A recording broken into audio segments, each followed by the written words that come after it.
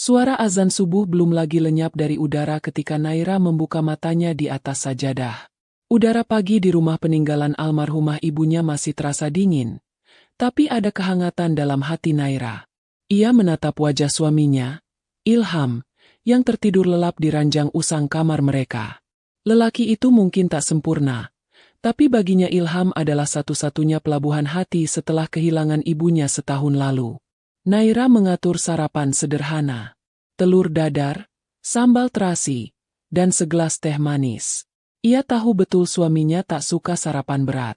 Di dapur kecil rumah warisan itulah ia menyusun harapan bahwa hari ini akan berjalan seperti biasa. Tapi yang tidak ia tahu, hari itu adalah hari terakhir hidupnya berjalan seperti biasa. Pukul 9 pagi, suara klakson mobil terdengar di halaman. Naira mengintip dari balik jendela. Sebuah mobil hitam mewah terparkir. Dari dalamnya keluar seorang perempuan muda berwajah cantik, bergaya glamor, dan menenteng tas mahal. Perempuan itu melangkah masuk tanpa permisi, seperti sudah merasa memiliki rumah itu. Naira mengerutkan dahi. Dinda, gumamnya. Ia mengenal perempuan itu.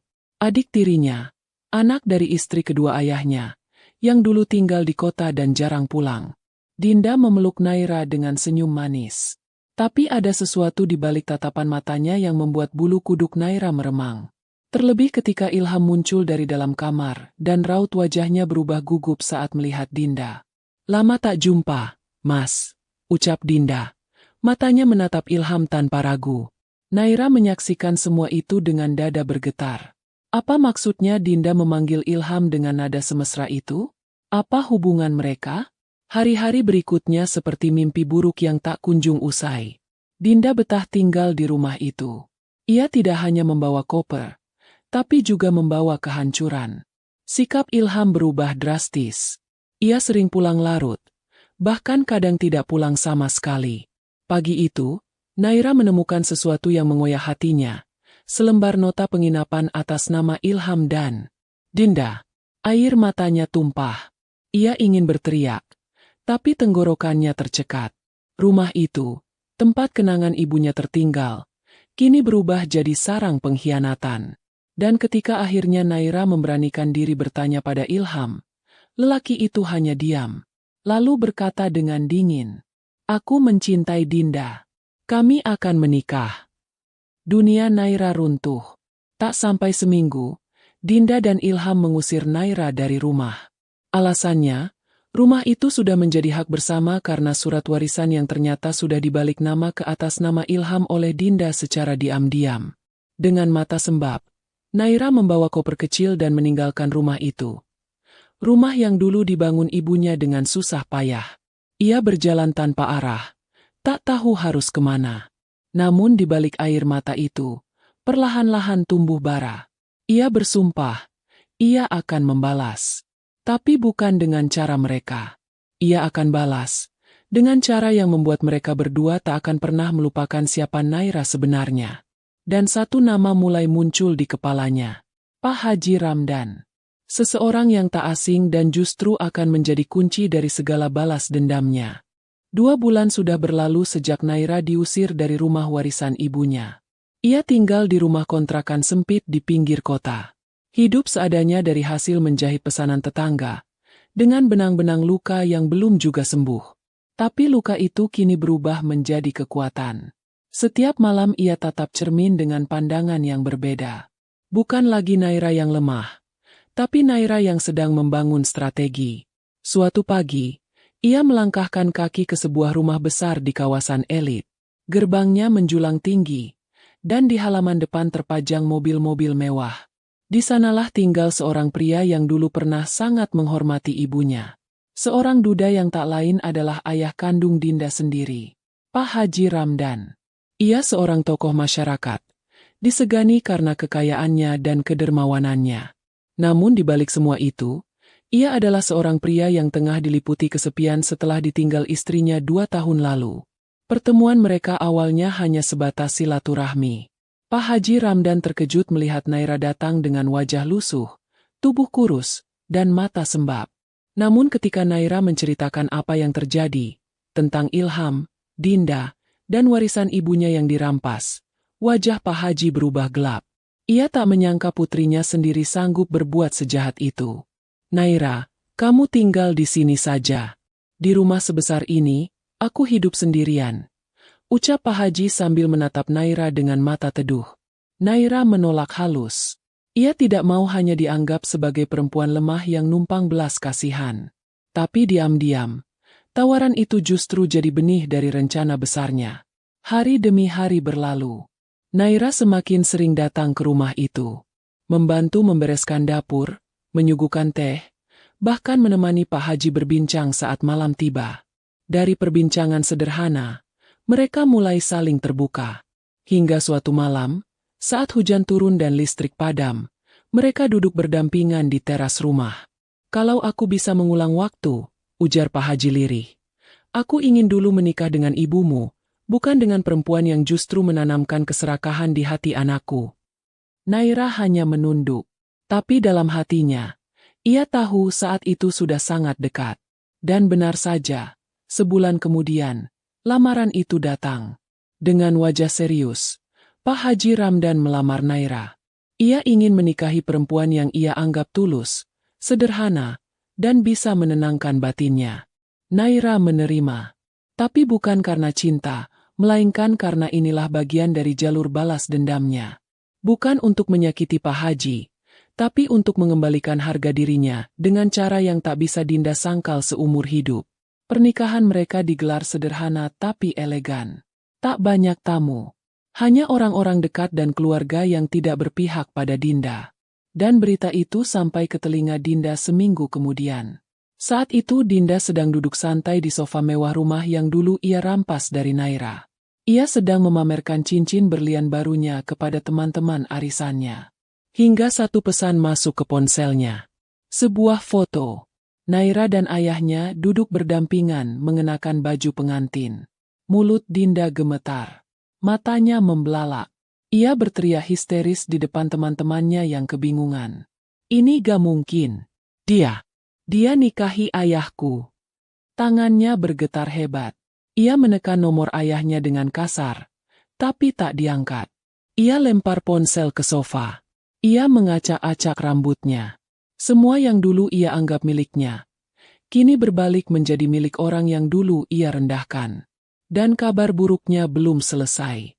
Karena status baru Naira sebagai istri sah dari Pak Haji Ramdan, membuatnya otomatis jadi bagian dari pemilik seluruh aset keluarga, termasuk rumah mewah yang kini ditempati Dinda dan Ilham. Namun Naira belum datang. Belum juga menunjukkan wajahnya. Karena ia tahu, ini belum waktunya. Ia sedang menunggu momen paling tepat untuk menghancurkan Dinda di tempat yang paling dalam. Hari itu hujan turun sejak subuh. Suasana mendung menyelimuti langit kota, seolah ikut menyimpan sesuatu yang akan segera pecah. Dinda dan Ilham masih tinggal di rumah warisan itu. Mereka hidup bak raja dan ratu kecil, memamerkan kekayaan yang sebenarnya bukan hasil jerih payah mereka. Tapi akhir dari semua itu sudah mendekat. Pagi itu, bel rumah berbunyi. Seorang tukang pos mengantarkan surat resmi dengan kop pengacara. Ilham membuka surat itu sambil mengernyit. Dinda datang tergesa dan ikut membaca. Lalu wajahnya memucat. Isi surat itu sederhana. Rumah yang kini mereka tempati, secara hukum telah kembali menjadi hak milik atas nama Naira Ramdan, istri sah dari Haji Ramdan. Dan berdasarkan permintaan pemilik sah, mereka berdua diwajibkan mengosongkan rumah dalam waktu 1 minggu. Dinda terdiam. Ia berusaha menyangkal. Ia menghubungi ayahnya, tapi tak pernah dijawab. Ia pergi ke kantor pengacara untuk protes, tapi semua bukti sah sudah tidak terbantahkan. Rumah itu dulu memang milik Ibu Naira, tapi sejak Naira menjadi istri sah dari pewaris seluruh harta, semua properti turun haknya ke tangan Naira. Dan saat itu tiba. 1 minggu berlalu, dan sebuah mobil Alphard hitam berhenti di depan rumah. Dari dalamnya turun seorang perempuan anggun dengan balutan gamis pastel. Di belakangnya, beberapa petugas keamanan dan pengacara mengikut.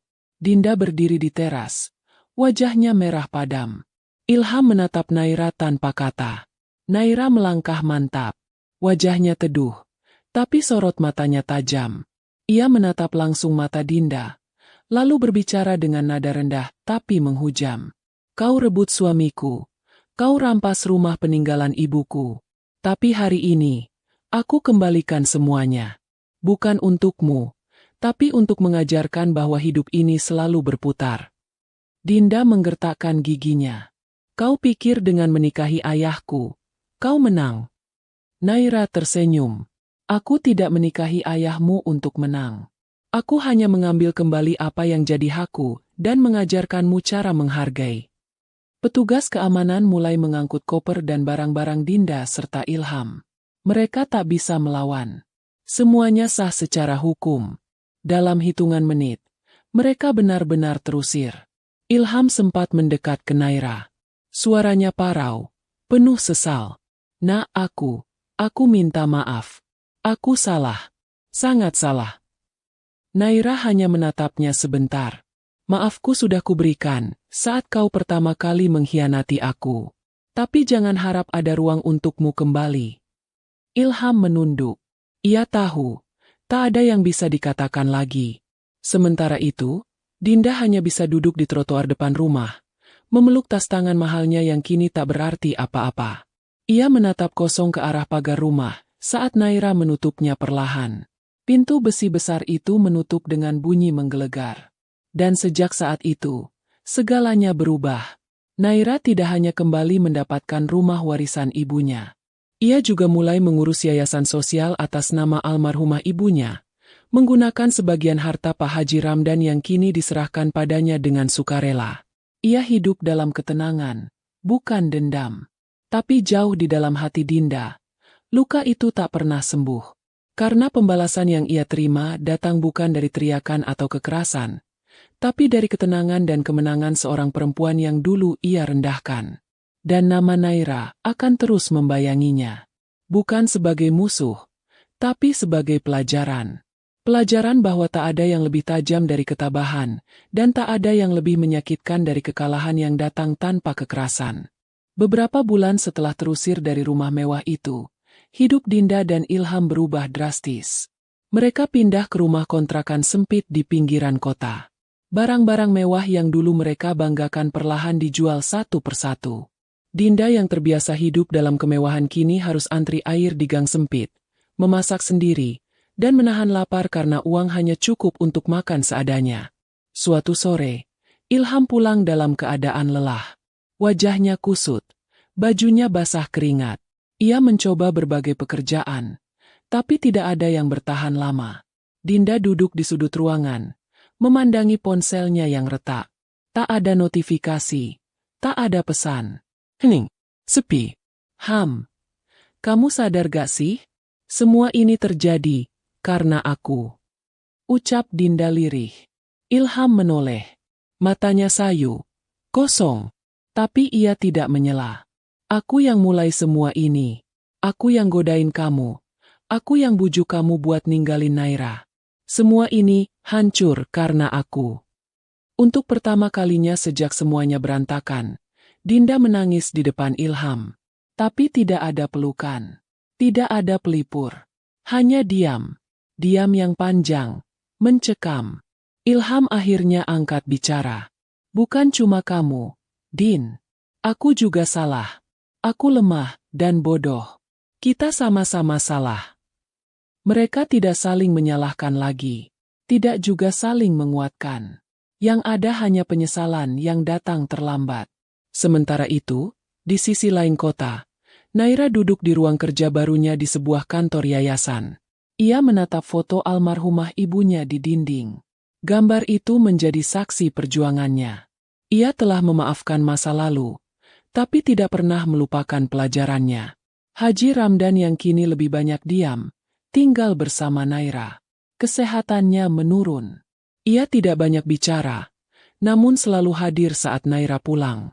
Dalam diam, lelaki tua itu tahu, ia pun telah menyakiti anaknya sendiri demi seorang perempuan yang tak pernah peduli padanya. Suatu malam, ketika bulan sabit menggantung di langit, Haji Ramdan memanggil Naira ke kamarnya. Naira. Iya, ya. Boleh Bapak bicara sebentar? Naira mendekat. Ia duduk di tepi ranjang. Ayah ini sudah banyak dosa. Salah satu yang paling besar adalah menyia-nyiakan kamu. Bapak minta maaf, Nak. Air mata perlahan jatuh di pipi Haji Ramdan. Suaranya bergetar. Waktu itu, Bapak pikir cinta bisa dibeli dengan harta. Tapi ternyata yang paling tulus, justru yang selama ini Bapak abaikan. Naira menggenggam tangan ayahnya. Erat, Bapak udah dimaafin dari dulu. Yah, asal Bapak sehat, itu cukup buat Naira. Malam itu, dua hati yang dulu retak akhirnya menyatu. Tak perlu banyak kata, tak perlu drama. Hanya pelukan, air mata, dan ketulusan yang tak bisa dibeli oleh dunia. Dan malam itu juga, Haji Ramdan menyerahkan surat wasiat yang sudah ditandatangani. Seluruh aset, tanah, rumah, dan usaha yang dimilikinya jatuh ke tangan Naira. Bapak gak butuh itu semua. Nah, Bapak cuma pengen lihat kamu bahagia. Itu aja. Naira tidak menangis, tapi hatinya penuh. Penuh oleh kehangatan yang dulu pernah hilang. Kini kembali dengan cara yang tak terduga. Dan di tempat lain, Dinda hanya bisa menatap layar ponselnya yang kini memperlihatkan berita terbaru. Tentang yayasan besar yang baru saja menerima penghargaan nasional. Namanya, Yayasan Ramdan Sejahtera, dipimpin oleh wanita muda tangguh bernama Naira Ramdan. Dinda meletakkan ponselnya pelan. Lalu menatap keluar jendela rumah kontrakan. Tak ada suara, tak ada tepuk tangan. Yang ada hanya kesepian. Dan bayang-bayang yang terus mengikuti. Dari pengkhianatan yang ia mulai sendiri. Waktu berjalan. Setahun berlalu sejak Naira mewarisi seluruh aset Haji Ramdan. Di bawah kepemimpinannya, Yayasan Ramdan Sejahtera berkembang pesat. Tak hanya menjadi tempat belajar bagi anak-anak yatim, tapi juga membuka lapangan kerja bagi janda-janda miskin, bekas narapidana, dan orang-orang yang pernah terjatuh dalam hidup. Setiap pagi, Naira bangun lebih awal. Ia berjalan menyusuri lorong yayasan, menyapa satu persatu staf dan anak-anak. Tak ada lagi wajah lelah seperti dulu. Kini, senyum menghiasi wajahnya. Bukan karena harta, tapi karena ia tahu hidupnya kini punya makna. Sementara itu, Ilham dan Dinda hidup dalam bayang-bayang masa lalu. Dinda yang dulunya sombong, kini menjadi penjaga kasir di sebuah minimarket kecil. Wajahnya kusam, senyumnya palsu. Di balik meja kasir, ia sering mencuri pandang keluar, berharap hari cepat berlalu. Tak ada yang peduli siapa dia dulu. Tak ada yang peduli siapa dia sekarang. Ilham bekerja sebagai ojek online. Setiap kali melewati jalan menuju rumah Naira, ia menunduk. Tak berani menoleh. Tak sanggup. Karena setiap sudut kota ini menyimpan kenangan akan pengkhianatannya. Suatu sore, langit mendung menggantung di atas kota. Naira tengah mengisi seminar tentang pemberdayaan perempuan di sebuah hotel mewah. Di ujung ruangan, tak sengaja matanya menangkap sosok pria berpakaian lusuh, memandang dari kejauhan.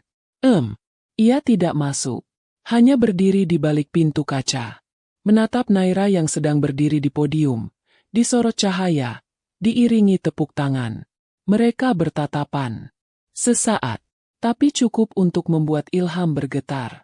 Naira menunduk, lalu kembali bicara. Tidak ada drama, tidak ada air mata. Hanya sikap tenang yang menusuk lebih dalam dari amarah. Ilham pergi. Ia tahu. Ia sudah selesai. Ia tidak lagi punya tempat. Tidak di samping Naira. Tidak pula dalam ingatannya. Beberapa minggu kemudian, Dinda datang ke yayasan. Tubuhnya kurus. Wajahnya tirus. Ia berdiri di pintu gerbang. Ragu. Satpam mendekat. Mau ketemu siapa, Bu? Dinda menelan ludah. Saya mau ketemu Bu Naira. Kalau boleh. Satpam ragu, namun tetap masuk ke dalam. Tak lama, Naira keluar dengan pakaian sederhana dan senyum yang dingin. Dinda, ada apa kamu datang ke sini? Dinda menunduk. Aku gak minta maaf. Nah, karena aku tahu itu gak cukup. Aku cuma pengen bilang kamu menang. Naira tak menjawab. Ia hanya menatap dalam-dalam ke arah perempuan yang dulu pernah mengambil segalanya darinya. Kamu pikir ini tentang menang dan kalah? Ucap Naira akhirnya. Kamu salah, Din. Ini tentang bertahan, ketika semua orang meninggalkan. Ini tentang berdiri, ketika semua ingin kamu jatuh. Dinda terisak, tapi Naira tetap berdiri tegak. Tak menyentuh, tak memeluk, tak menghardik. Lalu Naira menoleh ke arah yayasan. Di tempat ini, aku belajar kalau diam bisa jadi pembalasan paling dalam. Aku gak butuh buat kamu menderita. Karena hidup, Din, punya caranya sendiri untuk mengadili. Dinda hanya bisa mematung. Tak sanggup berkata apapun lagi. Ia melangkah pergi. Pelan. Dengan mata yang tak mampu menatap ke belakang. Sementara Naira kembali ke dalam. Ia berjalan melewati anak-anak yang tertawa, perempuan-perempuan yang kini tersenyum, dan para lelaki yang bekerja jujur demi keluarga. Di sana, di balik tembok yang dulu jadi saksi luka, kini tumbuh harapan baru. Dan Naira berdiri di tengahnya. Bukan sebagai korban, tapi sebagai pemenang.